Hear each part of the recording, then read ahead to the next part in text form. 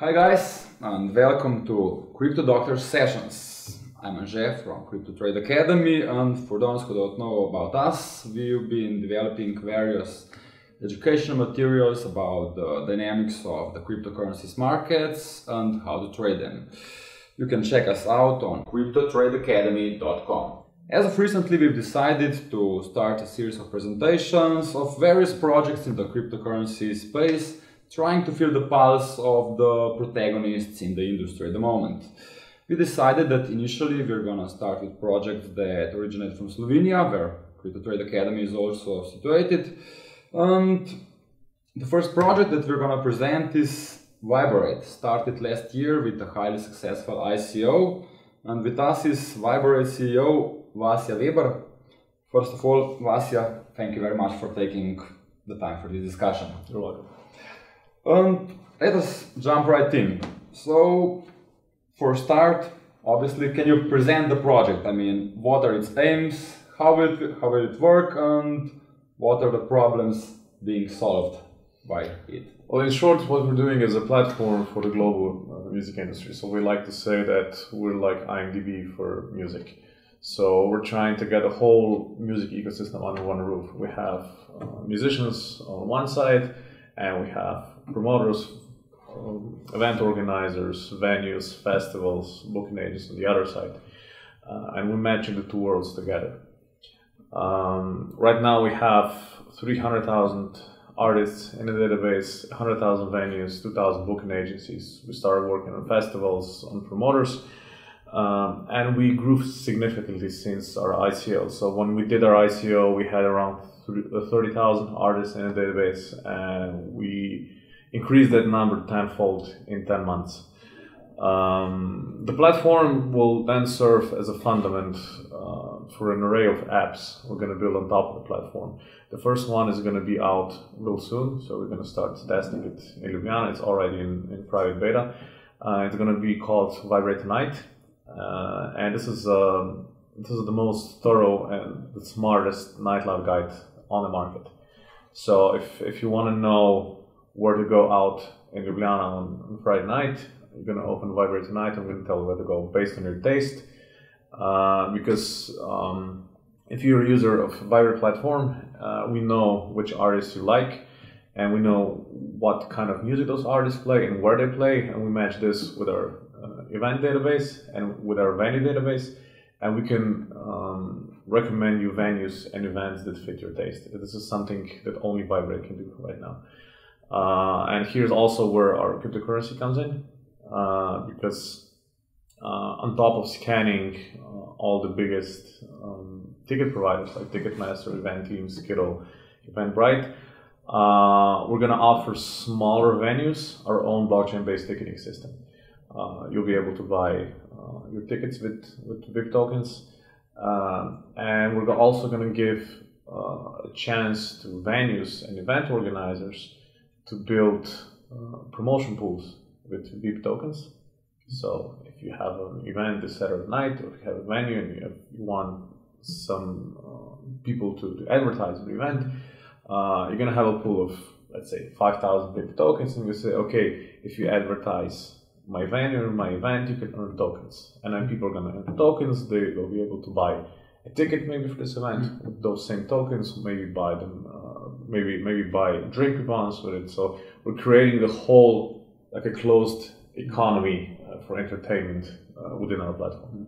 Well, there are two obvious questions that relate to many crypto blockchain projects.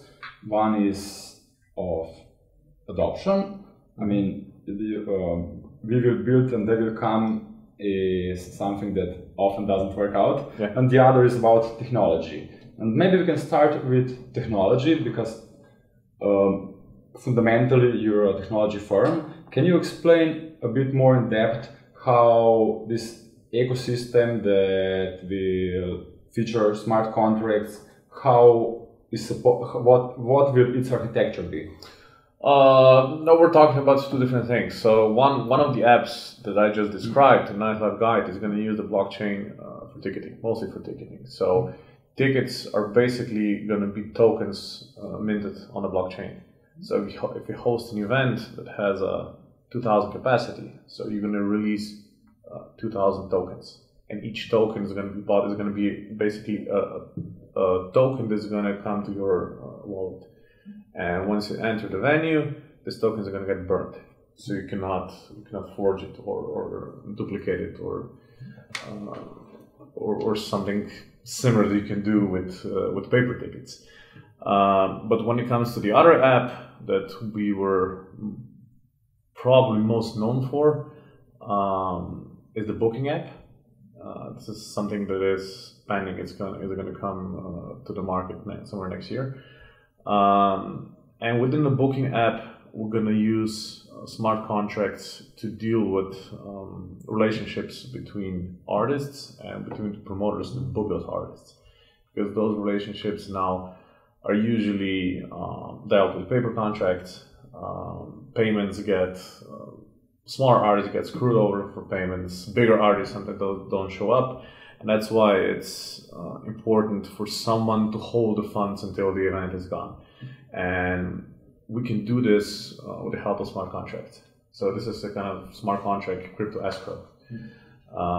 And this is something that basically blockchain made it much easier for companies like us to do that. Because if you want to hold funds in escrow in fiat money, you would need licenses from each central bank, depending on the market. So if you want to do this in Slovenia, we need a license from central bank in Slovenia. If you want to do it in the US, we need the same thing from their regulators.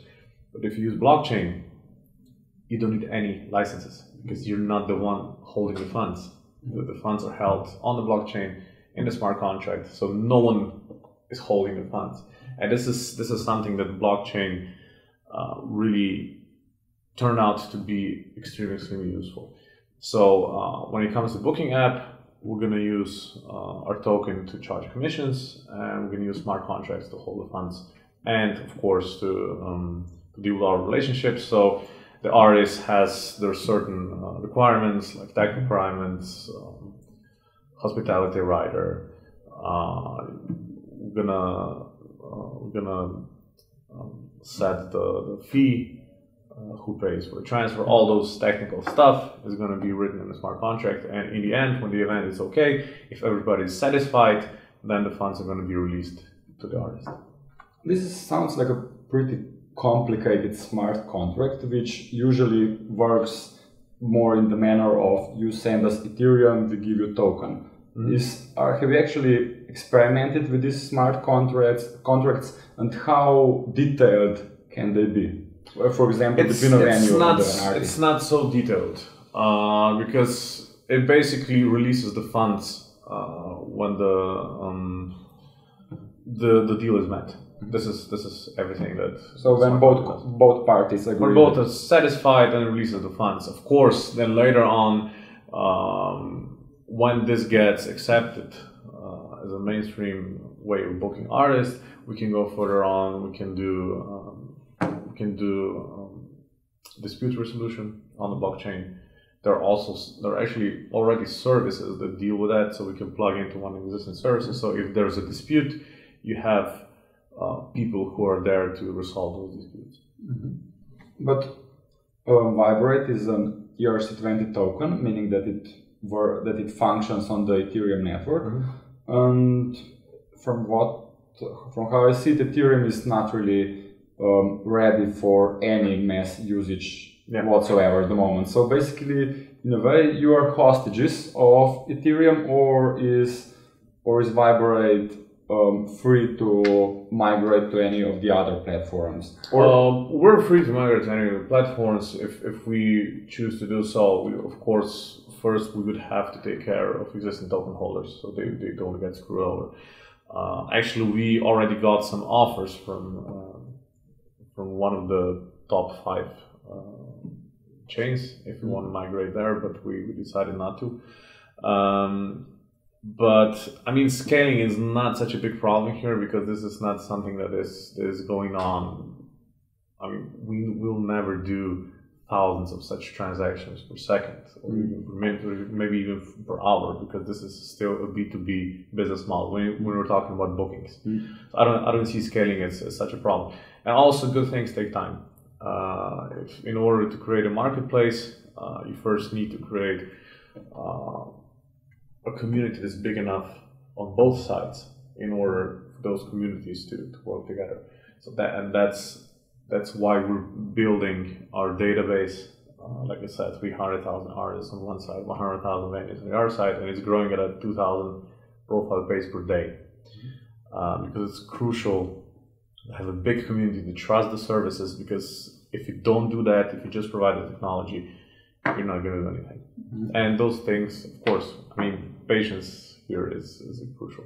Well, this leads us to the second obvious question regarding such projects. It's adoption. And the thing is that during the Web 2.0 phase, various systems or services like Discogs grew up. And why would people use Viberate instead of, for example, Discogs, which is a peer-to-peer network that doesn't involve financial transactions and as such is a more grassroots system? Yeah, it doesn't have anything to do with what we're doing, because Discogs is based on recorded music. They trade recorded music. Well, we don't do anything with recorded music. We do everything with live music. So we're operating in the event industry. So I don't see this as a connection. Yeah, makes sense. But what about, I mean, I figure there must be similar databases available. I see whenever I Google clubs around the world, there's a gazillion databases that also offer information about clubs. What's your edge over such services at the moment? Well, our proprietary technology is a social media metrics engine. This is something we've been developing for the last 4 years, I would say. And we know how to rank artists according to their social media popularity. And it's an ever-growing algorithm, so we keep plugging in new networks. And it's a lively thing, so we're calculating stuff. I think we're analyzing around 5 billion data points per day. So we're calculating all kinds of KPIs that come in. So every like, every follow, every retweet, everything counts. And we put the different weights on every one of those metrics. So our biggest advantage, actually we have two biggest advantages. The first is the size of the database. And when I say database, I'm aiming to a very healthy database, a very relevant database. And all those people working here, they're curating the database. So we're getting around 2,000 new entries each day from contributors all around the world that get tokens in return for helping us. But those guys have to check each and every entry if it's relevant. And this is something that most of other databases don't do. They better just scrape the internet and they just put in all kinds of crap they're getting, so they're not relevant. And the second one is that we know how to rank all those entries. And this is something that other services don't provide. You can just get maybe a geographic filters. So if you want to check the artists from Slovenia or venues from Slovenia, it's going to get a whole bunch of artists randomly ranked. But we figure that people usually want to work with artists that are good, and we know how to calculate who is good and who's not. And what is the what's the timetable that you? There is some sort of there is a timeline in your white paper, but let's put it differently. Can you tell me how do you see the Viberate ecosystem in 5 years and in 10 years, and what will be the what will be different in 10 years, at least from the current perspective?